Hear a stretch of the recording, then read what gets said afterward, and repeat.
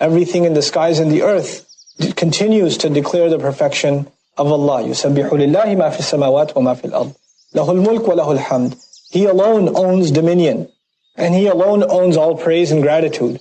وَهُوَ عَلَى كُلِّ شَيْءٍ قَدِيرٌ. And He's in complete control over all things.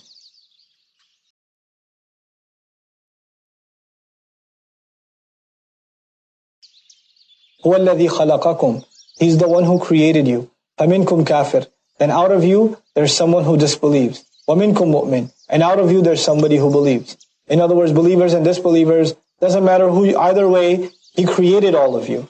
And then the idea here also is, how can you disbelieve even though He created all of you? Even out of you, there's some who come out disbeliever and some come out mu'min. The majority is kafir, so kafir is mentioned first.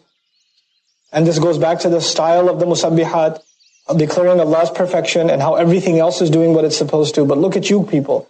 Allah created the skies and the earth, and they continue to declare His perfection. But you, so many of you come out kafir and some mu'min. Wallahu bima ta'maluna basir. And Allah is in full view of what you're up to.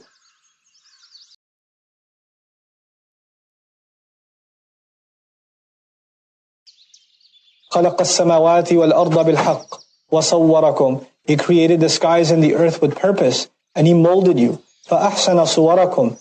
And He perfected, or how well He molded you. He turned it, fashioned you. Meaning some of you were made short, some tall, the size of your nose, the color of your eyes, the shape of your hands, and all of this. This is the molding that Allah did of you. How beautifully He molded you. وَإِلَيْهِ الْمَصِيرُ. And to Him alone is the final return. Allah also in suwar, or in tasweer, the molding, some even argue that our ruh, the way He molded not just our jasad, but our ruh, our personality. Some of you He made artistically inclined, some mathematically inclined, some humorous, some serious. And He did beautifully in molding all of your personalities and the diversities you have.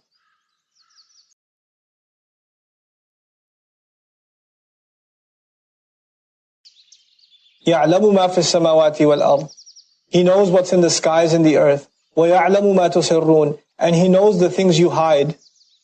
وَمَا تُعْلِنُونَ. And the things that you make public, the secrets you keep and the things you make public. وَاللَّهُ عَلِيمٌ بِذَاتِ الصُّدُورِ. And Allah is fully knowledgeable of the nature of the chest. Allah talks about in the previous ayah also, Him knowing us, He created us, number one. Then He molded us. When He molded us, it implies He knew, He is more knowledgeable of the workings of my body than myself. And He was molding me and designing me in the belly of my mother while I had nothing to do with it, and my mother had nothing to do with it. A child is born and people come over and say, "Oh, so cute. Look at the baby." And the parent says, "Thank you, thank you." Like they had something to do. Yeah, I slept on my side so his cheeks would be a little more squished. It doesn't work like that. You were molded by Allah Azza wa Jalla, and how beautifully you were molded. And the idea of فَأَحْسَنَ صُوَرَكُمْ should make us grateful for whatever physical shape we have. However Allah made it. I wish I was lighter skinned. I wish I was darker skinned. I wish I was taller, shorter, this or that. If you don't take care of yourself, that's something else. Then you don't say, Allah fashioned me this way. Like, that's not, Allah didn't fashion you that way. You could have brushed your teeth.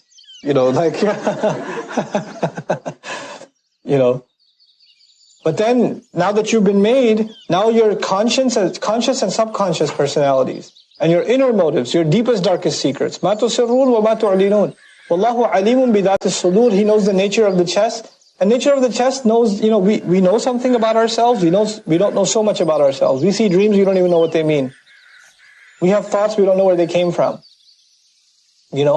People say the creative idea just came to me. Multi-million-dollar idea just came in my head. Where did it come from? Where do you think it came in your head from? Allah knows the nature of the chest. He brings about creativity. One of the great manifestations, great signs of Allah is not just nature. It's not just nature, it's human creations. Architecture, art, developments of cities, technologies. This is also a marvel of Allah's creation. Because Allah's creation made those creations. Who fired those neurons? Who gave those thoughts? Even your iPhone can increase your iman. Because it's a creation of the human mind. Allah brought us here. 1,000 years ago it was dirt. It was metal. That's all it was. And we use this dirt and metal by Allah's inspiring the human being to do amazing things. Planes should increase your iman. You see how heavy a plane is? It's flying. It's crazy.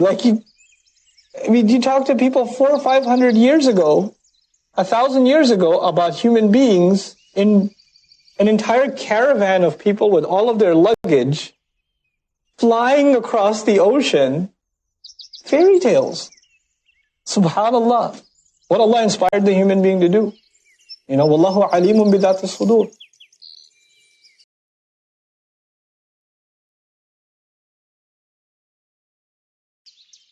Alam ya'tikum naba'u alladhina kafaru min qabl? Didn't the news of those who came a long time before you and disbelieved, didn't the news of them come to you? فَذَاقُوا وَبَالَ أَمْرِهِمْ. Then they tasted the catastrophe of their decision. وَلَهُمْ عَذَابٌ أَلِيمٌ. And they've had painful torment, painful punishment.